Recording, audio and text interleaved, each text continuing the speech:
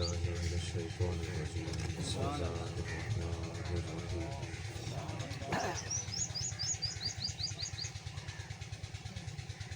وصينا الإنسان بوالديه إحسانا صدق الله مولانا العظيم قال الله تبارك وتعالى في شان حبيبه ومحبوبه مخبرا وآمرا إن الله وملائكته يصلون على النبي يا أيها الذين آمنوا صلوا عليه وسلموا تسليما اللهم صل على سيدنا ومولانا محمد نبي الأمي وعلى آله وأصحابه وبارك وسلم الصلاة والسلام عليك يا سيدي يا رسول الله الصلاة والسلام عليك يا سيدي يا حبيب الله الصلاة والسلام عليك يا سيدي يا محبوب رب العالمين الصلاة والسلام عليك يا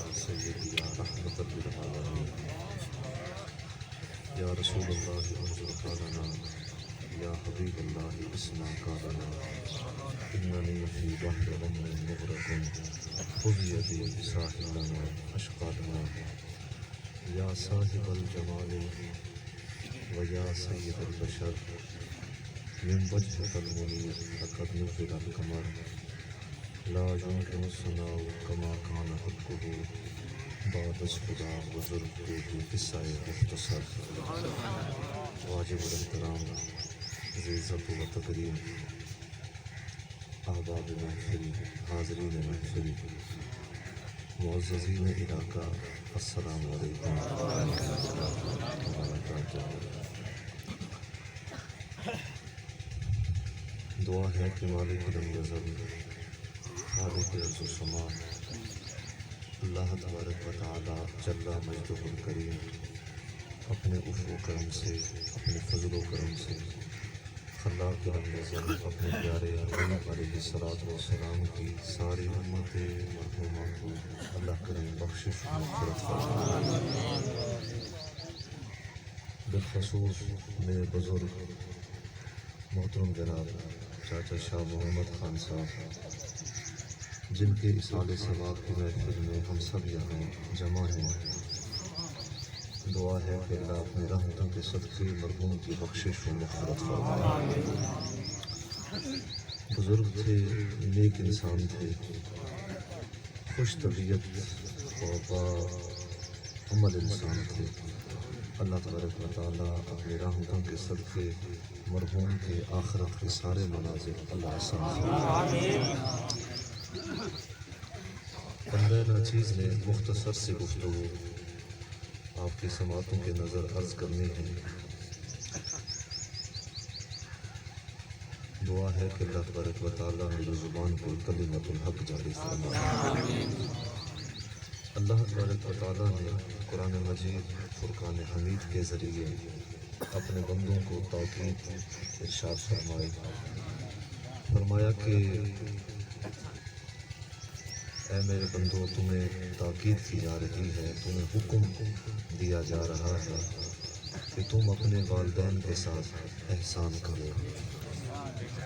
اللہ تبارک و تعالیٰ حکم دے رہے ہیں کہ ہر شخص اپنے والدین کے ساتھ حسن سلوک کرے، احسان کرے، نیکی کرے۔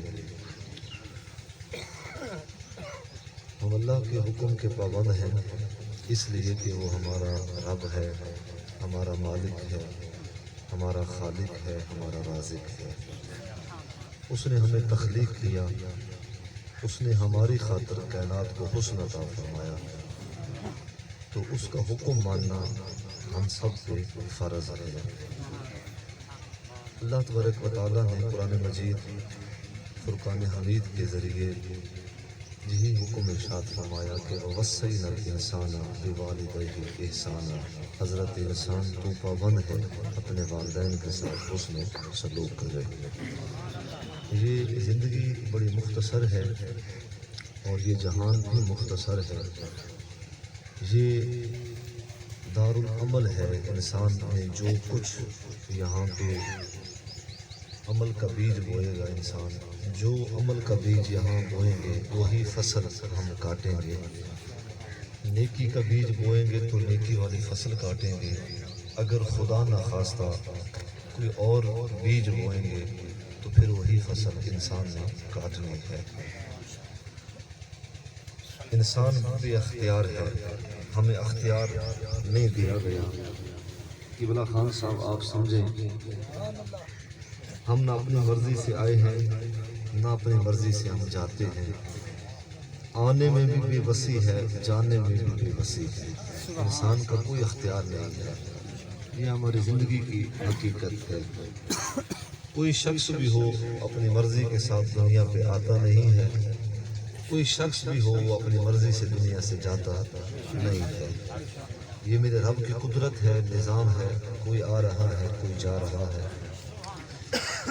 تو حضرت انسان کو تاکید کی گئی کہ انسان تو بے بس ہے، تو مجبور ہے، تو لاچار ہے، تو ناتواں ہے، تو کمزور ہے، تو عاجز ہے، پر تجھے تیرا طاقت والا رب حکم دے رہا ہے کہ تو اپنے والدین کے ساتھ حسن سلوک کرتا رہے۔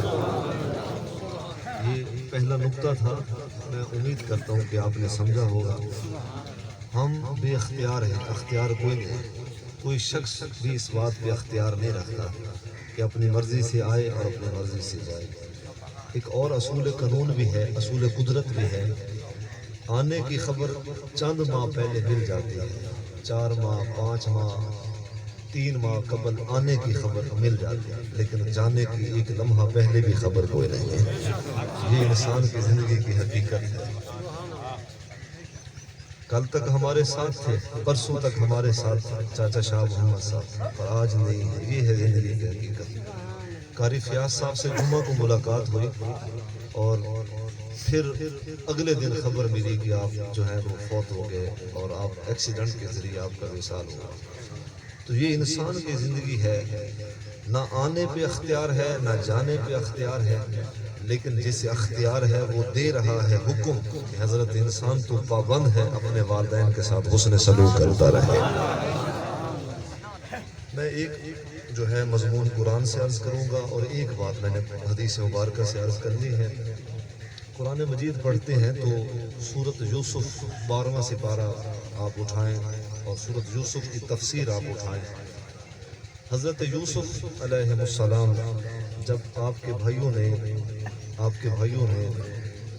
کہا اپنے والد سے حضرت یعقوب علیہ السلام سے کہ ابا جی آپ ہمیں اجازت مرحمت کریں اور ہم یوسف کو شہر کی جو ہے وہ سیر کے لیے لے کے چلتے ہیں۔ باپ نے اپنا خدشہ ظاہر کیا، کہا کہ میرا یوسف کبھی باہر گیا نہیں، یہ نازوں سے پلا ہوا یوسف ہے، زمانے کی اسے خبر نہیں، آپ لے کے جا تو رہے ہو لیکن میرے یوسف کا خیال رکھنا۔ بھائیوں نے کہا ابا جی ہم یوسف کا خیال رکھیں گے۔ جو لوگ ماں باپ کی دعاؤں کے زیر اثر ہوتے ہیں ان پہ ہر وقت اللہ تبارک و تعالیٰ کی رحمت نازل ہوتی رہتی ہے۔ یہ مضمون کا حصہ ہے۔ بھائی لے گئے، بھائیوں کے سینے کے اندر یہی بخل تھا کہ یوسف ہمارے راستے کی دیوار ہے، کیوں نہ یوسف کو ہٹائیں راستے سے۔ کل اگر باپ نے وراثت تقسیم کی تو سارا حصہ یوسف کو نہ دے دے، صرف مال اور زر کی لالچ کی وجہ سے حضرت یوسف علیہ السلام کے ساتھ بھائیوں نے یہ بدسلوکی کی، ناروا سلوک کیا۔ خیر لے گئے، جو ان کی منشا تھی انہوں نے پوری کی، لیکن یاد رکھیں قبلہ خان صاحب مارنے والے سے بچانے والا بڑا ہے۔ یہ انسان لاکھ تدبیریں کرے نا کسی کی برائی کے لیے، انسان لاکھ برا سوچے، انسان کے برے سوچنے سے برا ہوتا کوئی نہیں ہے، ہوتا وہی ہے جو منظور خدا ہوتا ہے۔ اب سنیں، یہ اپنا عقیدہ بنائیں، یہ اپنا عقیدہ بنائیں، کسی کے کرنے سے کچھ نہیں ہوتا، جو کچھ بھی ہے نفع ہو یا نقصان ہو، وعدہ ہو یا گھاٹا ہو، جو کچھ بھی ہو من جانب اللہ ہی ہے۔ اب آئیں جملہ سماعت فرمائیں، بھائیوں نے جو سوچا انہوں نے وہ پورا کیا۔ یوسف نبی علیہ السلام کی آنکھوں پہ پٹی باندھی، جا کے جنگل کے اندر ایک کنواں تھا، کنویں کے اندر جا کے آپ کو پھینک دیا گیا۔ اب بھائی مطمئن ہیں من ہی من کے اندر کہ ہمارا کام ہو گیا اور ہمارا مقصد پورا ہو گیا۔ گھر آئے، حضرت سیدنا یعقوب نبی علیہ السلام سے آپ کے بیٹوں نے کہا، ابا جی ہم نے لاکھ کوشش کی پر یوسف کو ہم بچا نہ سکے۔ اب سنیں تفسیر کے جملے ہیں، سورۃ یوسف اٹھائیں، سورۃ یوسف کا یہ دوسرا رکوع اور تیسرے رکوع کی ابتدا۔ جب یوسف نبی روانہ ہوئے تھے نا، حضرت یعقوب نبی نے اللہ کی بارگاہ میں ہاتھ اٹھائے تھے، اے اللہ میرا یوسف جہاں بھی ہو تیری حفظ و امان میں رہے۔ مالک یوسف کو تتی وہاں نہ لگے، میرے یوسف کو تتی وہاں نہ لگے، اسے دشمنوں کے شر سے بچانا، اسے شیطان کے شر سے بچانا۔ باپ دعا مانگ رہا ہے، اللہ اکبر۔ زمانہ بے شک مخالف ہو چکا ہے، لیکن قبلہ قرآن کا یہ مضمون ہمیں پیغام دے رہا ہے کہ جن اولادوں کے پیچھے ماں باپ کی دعائیں ہوتی ہیں، بھاویں زمانہ سارا ہی کیوں نہ مخالف تھی ونجے، وہ لوگ بے شک اللہ دی حفظ و امان وچ رہندے ہیں جنہاں دے نال ماں باپ دی دعاواں شامل حال ہوندیاں۔ یہ قرآن سے مضمون دیا ہے، آپ پڑھیں خود تفسیر اٹھائیں۔ تو حضرت سیدنا یعقوب نبی علیہ السلام دعا مانگا کرتے تھے، مالک میرے یوسف کو اپنے امان عطا فرما، تتی واہ نہ لگے۔ اچھا کن کن جو ہے وہ آزمائش سے اور کن کن مراحل سے یوسف نبی علیہ السلام گزرے۔ یہاں سے نکالے گئے، پھر لوگوں نے، ایک نے بیچا دوسرے نے خریدا، یہ بھی اللہ تبارک و تعالیٰ کا نظام ہے۔ یوسف بک رہے ہیں، بولی لگ رہی ہے، ایک بیچنے والا ہے دوسرا خریدنے والا ہے۔ اچھا یوسف جوان ہو گئے، یوسف جوان ہو گئے، اب ان پہ تہمت لگ چکی ہے کہ وہ مصر عزیز کی جو زوجہ تھی، اہلیہ تھی زلیخا، اس نے تہمت لگائی اور اس کی طرف سے یہ تہمت لگی۔ خیر یوسف نبی علیہ السلام تہمت کے بدلے آپ کو قید ہوئے، جوانی ساری قید میں گزر گئے۔ بچپن جو ہے وہ بکتے بکاتے گزرا تھا، جوانی جو ہے وہ جیل کے اندر گزری ہے، لیکن اللہ کی کرنی دیکھیں، آزمائش سے گزرتے رہے، ہر مشکل سے آپ جو ہیں وہ کامیاب ہو کے ہر مرحلے سے باہر اترتے ہوئے ماں باپ کی دعائیں شامل حال تھی۔ ایک یوسف کا ماضی یہ ہے کہ جیل کے اندر زندگی گزار رہا ہے، اور دوسرا یوسف کا مستقبل یہ ہے کہ تخت پہ بیٹھ کے حکومت کر رہا ہے۔ ایک یوسف کا ماضی یہ ہے کہ جیل کے اندر زندگی کاٹ رہا ہے اور تہمت کی عوض جوانی ساری لٹ گئی، اور ایک یوسف وہ ہے کہ مصر کے تخت پہ بیٹھ کے حکومت کر رہے ہیں۔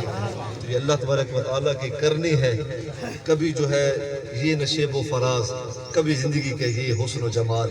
تو احباب اللہ اکبر، حضرت انسان کو یہ حکم دیا جا رہا ہے، انسان تو اپنے والدین کے ساتھ حسن سلوک کر، اور جو لوگ حسن سلوک کرنے والے ہیں قرآن ان کے متعلق یہ شہادت دے رہا ہے۔ میں قرآن کے دامن سے ایک اور واقعہ عرض کرنا چاہوں گا، اور اس کے بعد وقت جو اجازت دے گا۔ قرآن پڑھتے ہیں سورۃ نمل 19واں سپارہ، یہ مضمون بھی بڑا عام سا ہے۔ جب حضرت سیدنا سلیمان نبی علیہ السلام کا گزر ہوا وادی نمل سے، اللہ کے نبی ہیں آپ کے والد حضرت سیدنا داؤد نبی علیہ السلام، آپ بھی اللہ کے نبی ہیں۔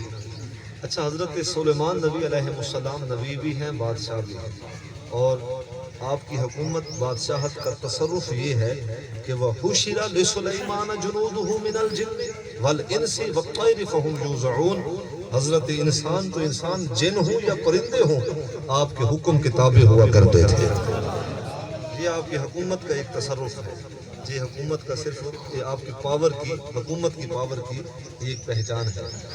خیر وادی نمل سے آپ کا گزر ہوا، چونٹی نے جب یہ جملہ کہا کہ دیگر چونٹیوں سے، کیڑیوں سے کہ اپنے بلوں کے اندر گھس جاؤ کہ کہیں بے خبری کے اندر سلیمان نبی اور ان کا لشکر ہمیں بے خبری کے عالم میں کہیں کچل نہ ڈالے۔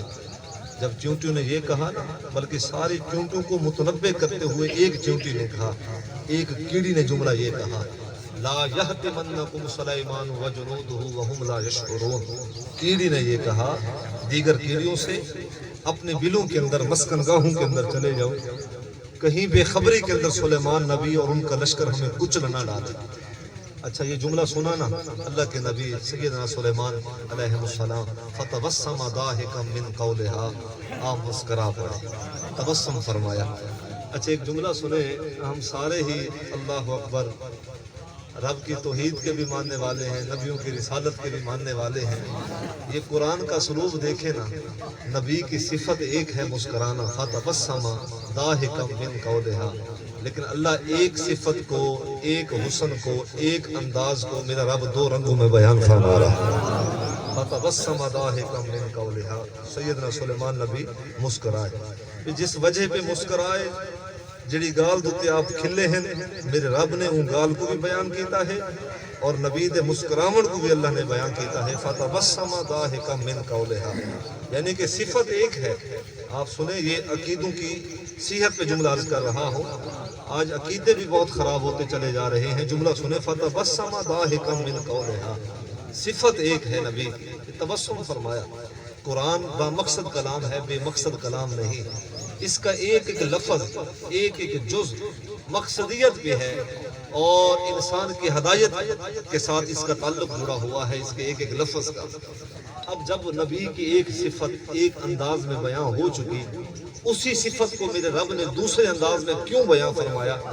عربی لغت کو جو سمجھنے والے ہیں وہ بہتر جانتے ہیں، عربی دے وچ تبسم بھی کھلن کو آتے ہیں تے ضاحکا ایک بھی کھلن آتے ہیں، مطلب کہ ایک ہلکا مسکرانا ہے، دوسرا تھوڑا کھل کے مسکرانا ہے، اور اس کی آواز اور اس کی جو لے ہے وہ سمجھنا ہے، لیکن ایک انداز کو، ایک حسن کو، ایک عادت کو دو انداز میں رب کیوں بیان فرما رہا ہے؟ بس عقیدوں کی صحت کے لیے سید کا یہ جملہ سنیں، سمجھیں، میرا رب بتا رہا ہے کہ لوگوں، اللہ کی بارگاہ میں نبیوں کا یہ مقام ہے، نبی مسکرائیں پھر بھی اللہ کو ان کی مسکراہٹ پسند ہے، نبی ضاحک فرمائیں ہنسے اللہ کو ان کا ہنسنا بھی پسند ہے۔ عام ہوندے ہیں، عام ہوندے ہیں، خاصاں دا کھلن بھی رب کو پسند ہے، خاصاں دا مسکراون بھی رب کو پسند ہے۔ لوگوں نے یا تو قرآن پڑھا نہیں، اس لیے لوگ برابری کرنے پہ آ گئے، حالانکہ میاں سلیمان پیغمبر مسکرائیں، سلیمان پیغمبر مسکرائیں، رب ان کی مسکراہٹ کو قرآن میں بیان کرے۔ میں اس آیت کی تفسیر پڑھ رہا تھا، جو حضرات مطالعہ رکھنے والے ہیں آپ تفسیر مظہری کو اٹھائیں، حضرت قاضی ثناء اللہ پانی پتی علیہ رحمہ نے تفسیر مظہری کے اندر ان الفاظ کی شرح پہ جملے لکھے، فرماتے ہیں کہ یہ تو ہے شان سلیمان پیغمبر کی، وہ مسکرا رہے ہیں، اللہ ان کی مسکراہٹ کو قرآن میں بیان کر رہا ہے۔ پتہ ہے حضرت صاحب نے کیا جملہ لکھا؟ فرماتے ہیں کہ یار سلیمان نبی دا مسکراون رب کو اتنا پسند ہے، بندہ سوچے تو صحیح کہ ذات محمد دا مسکراون رب کو کتنا پسند ہے۔ میں امتی ہوں اس لیے جملہ کہہ رہا ہوں، میں امتی ہوں اپنے نبی کا، اور میں نوکر ہوں اپنے نبی کا، غلام ہوں، ان کے در کا سگا ہوں، گدا ہوں، تو اس لیے جملہ عرض کر رہا ہوں۔ میری تو یہ عقیدت ہے کہ سلیمان نبی مسکرائے، اللہ ان کی مسکراہٹ کو بیان کرے، ان کی عادت کو، ان کی خصلت کو قرآن میں بیان کرے۔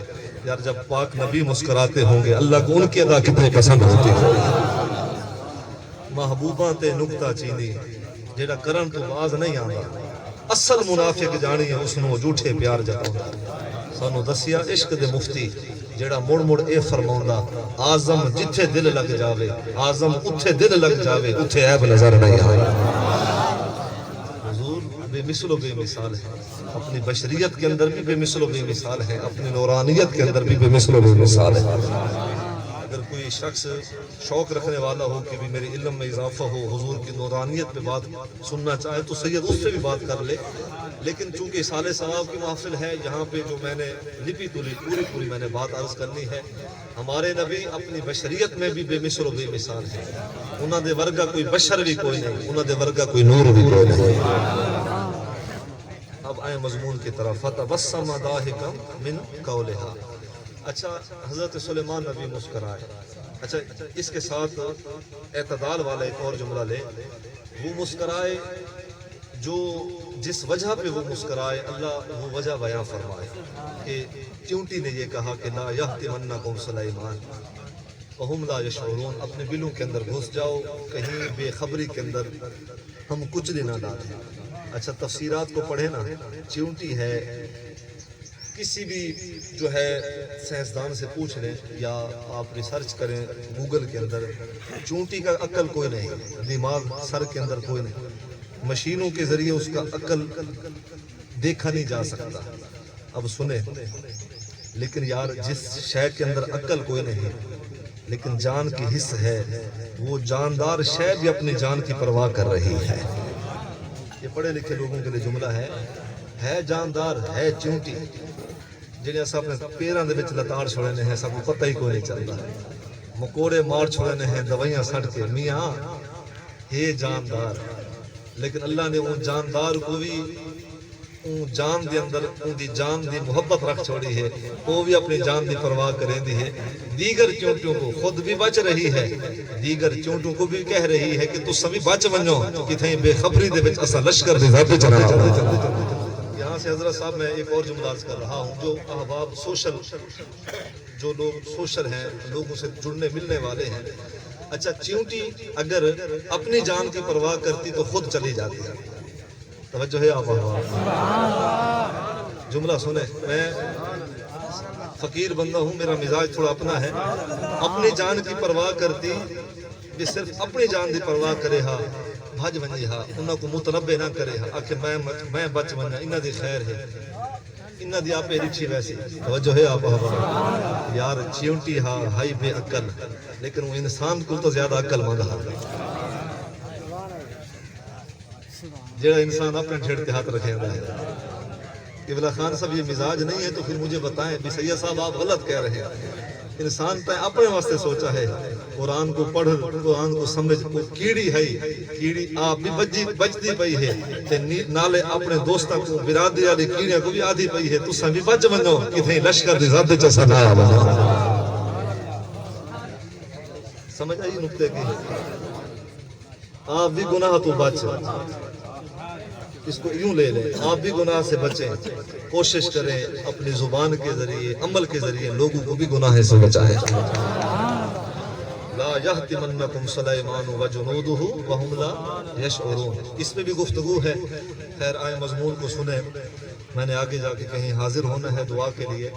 تو چیونٹی نے جب یہ کہا سلیمان نبی مسکرائے، جملہ ہی ایسا تھا، مزاح والا جملہ تھا، مزاح والا جملہ تھا، نبی نے سنا مسکرائے، فتبسم ضاحکا من قولہا، مالک تیری یہ چھوٹی سی ننھی سی پیدا کردہ شے، اس شے کو بھی اپنی جان کی پرواہ ہے۔ اللہ کے نبی نے یہ جملہ سنا، بے ساختہ مسکرائے۔ نبی کی ایک صفت تھی، میرے رب نے دو انداز میں بیان فرمائے، یہ سارا مضمون ہے۔ اس کے بعد جب آپ نے تبسم فرمایا، اس کے بعد اللہ کی بارگاہ میں ہاتھ اٹھائے، دعا مانگی۔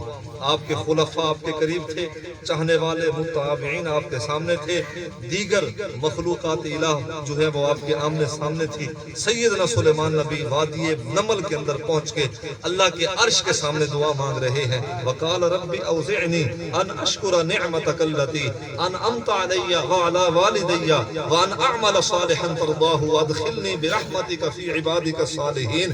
اس دعا کے دوسرے لفظ یہی ہیں، ساری دعا طویل ہے، دوسرے لفظ یہی ہیں۔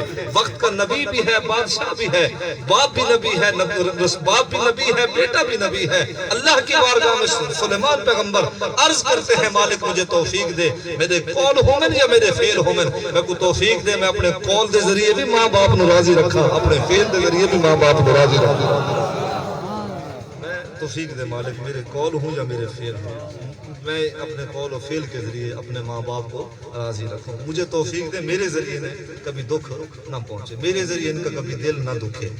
تو نبی بھی ہو کے، اچھا یہ مضمون کیوں بیان کیا گیا، اس کی پھر حقائق وجہ بیان کی گئی، علماء مفسرین نے وجہ بیان فرمایا کہ اللہ تبارک و تعالیٰ اپنے بندوں کو نصیحت کی غرض سے یہ جو ہے قرآن کے اندر یہ مضامین دی ہے کہ لوگوں میرے برگزیدہ بندے تھے، نبی و مرسل، میں ان پہ راضی تھا، وہ مجھ پہ راضی تھے، میں نے دنیا کی بھی خیر عطا کی ہے، دین کی بھی خیر عطا کی، لیکن لوگوں کے ساتھ بالخصوص اپنے ماں باپ کے ساتھ ان کا رویہ اتنا احسن تھا کہ ہر شے زمانے دی کول بھی ہا، لیکن ان دے باوجود بھی آجزی دا انکساری دا یہ عالم ہا۔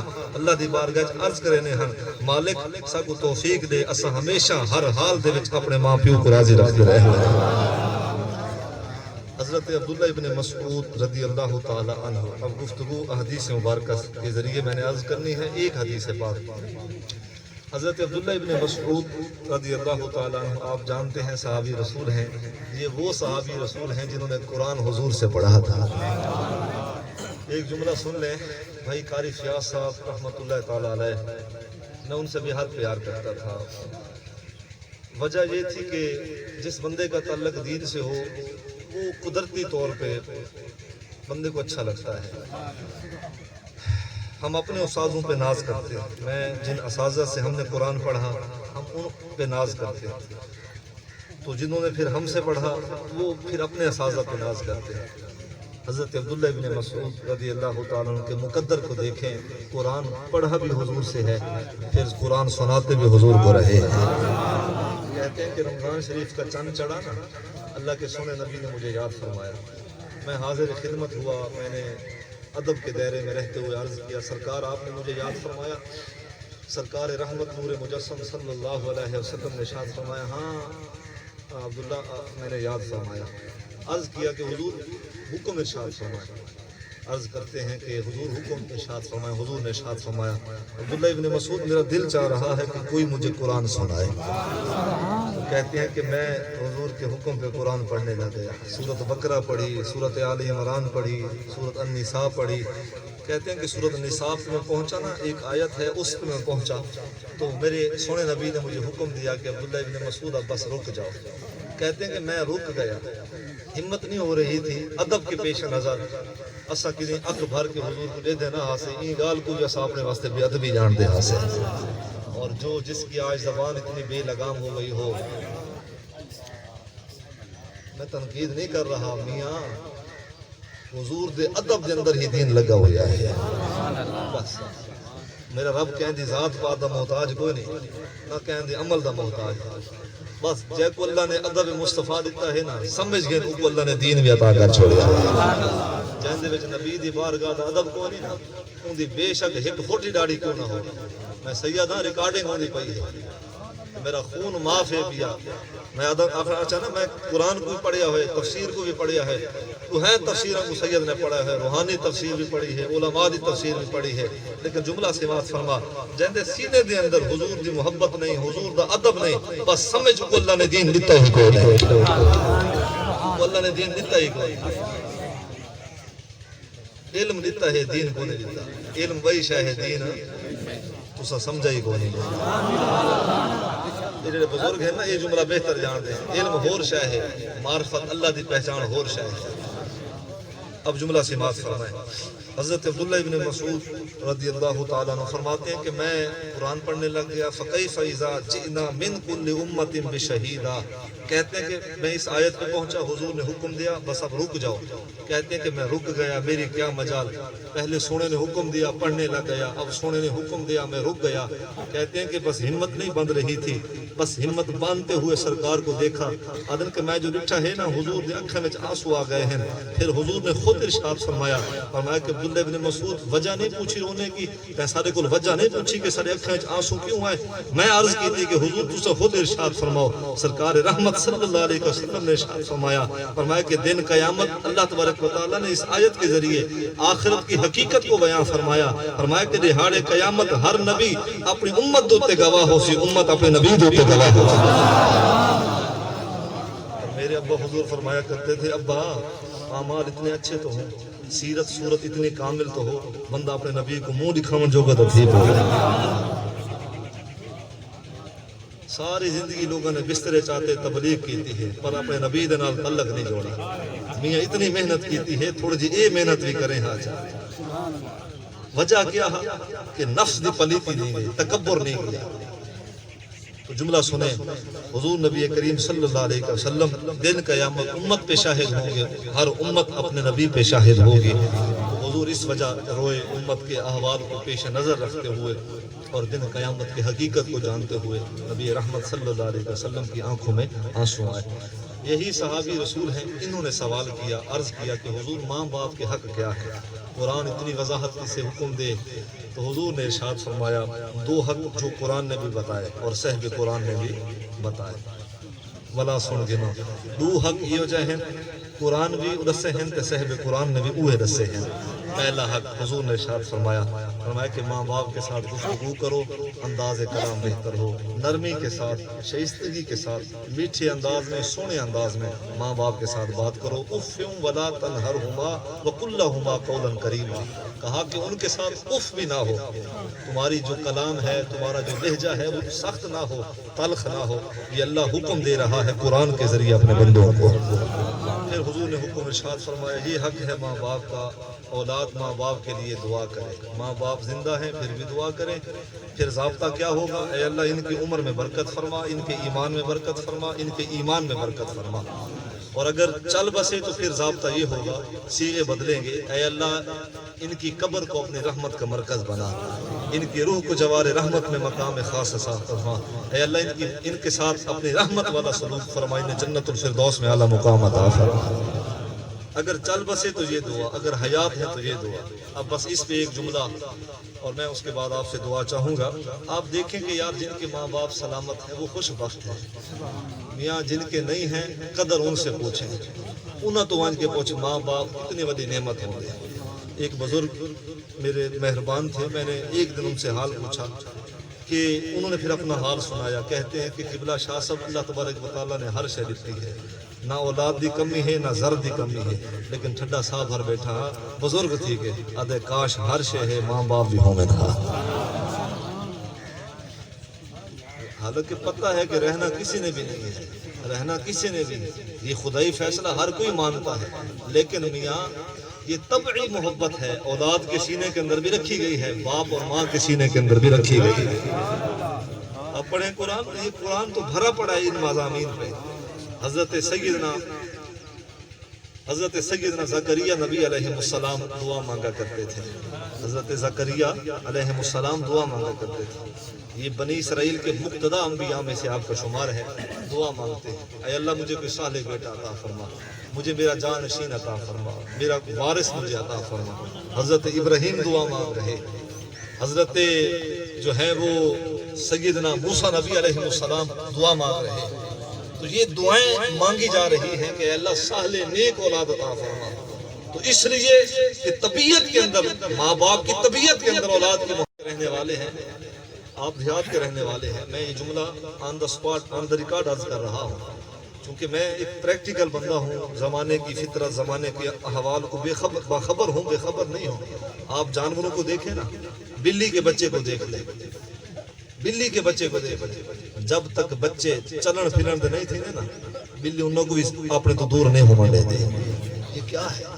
یہ کس درسگاہ سے پڑھ کے آئی کیا یہ کوئی گال دسی ہے کہ تین اگر کو دور کر چھوڑا تو کوئی درندہ آگے نہ کھا ویسے آپ پرندوں کو دیکھ لے گھونسلوں پہ جب تک پرندے اڑنے کے قابل نہیں ہیں تو وہ جو ہے وہ شاخ سے وہ پرندہ تب تک اپنا گھونسلہ تبدیل نہیں کرتا تب تک جو ہے وہ اپنے پرندوں کی بچوں کی حفاظت کرتا ہے اسی طرح دیگر مخلوق کو دیکھ لے یار یہ تو ایسی مخلوق ہے جسے شعور نہیں دیا گیا عقل نہیں دیا گیا یہ تو ایسی مخلوق ہے لیکن میاں جسے عقل نہیں دی گئی لیکن اس کے سینے کے اندر بھی یہ محبت رکھی گئی ہے تو یار جو اشرف المخلوق ہے وہ تو محبت میں بڑھ کے ہونا چاہیے وہ تو شفقت اور محبت اور اخوت اور رحم دلی میں بڑھ کے ہونا چاہیے تو جو دیگر مخلوق ہے ان دے سینے کے اندر بھی اللہ نے محبت رکھ چھوڑی ہے پر انسان دے سینے کے اندر ہر شے تو بد کے محبت رکھی گئی یہ پڑھا لکھا نقطہ ہے اور یہ سینسی نقطہ ہے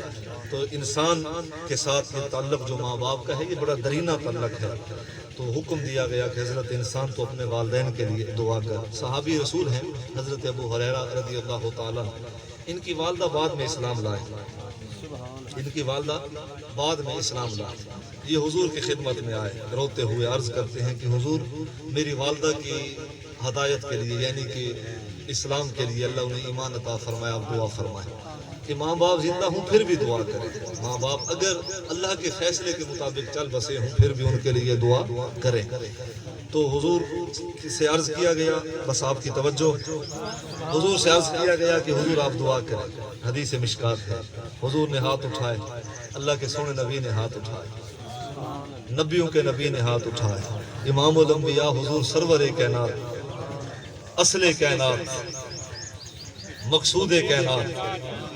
آپ نے ہاتھ اٹھائے، حضور نے ہاتھ اٹھائے، دعا مکمل ہوئی.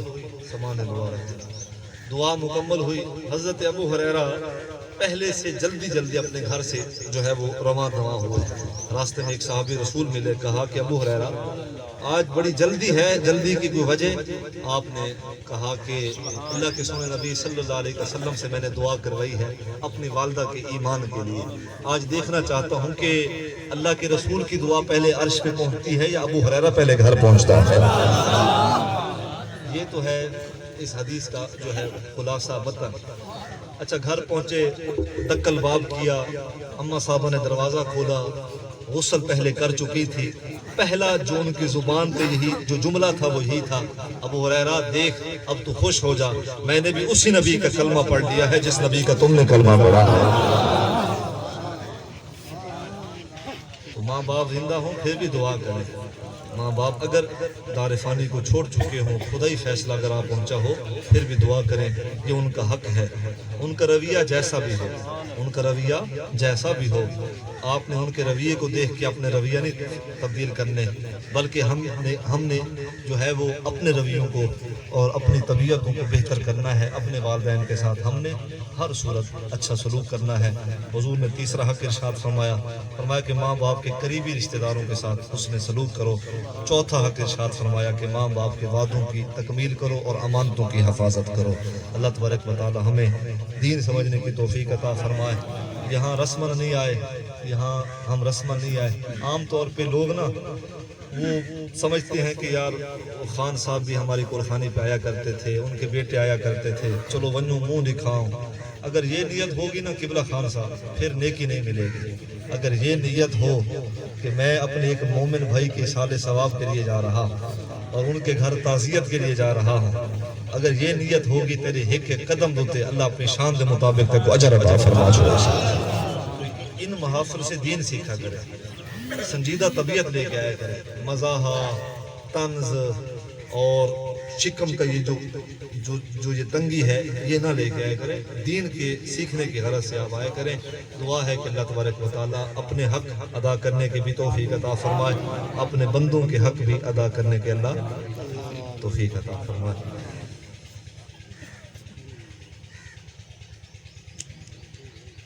پوچھا گیا جی نماز دے وقت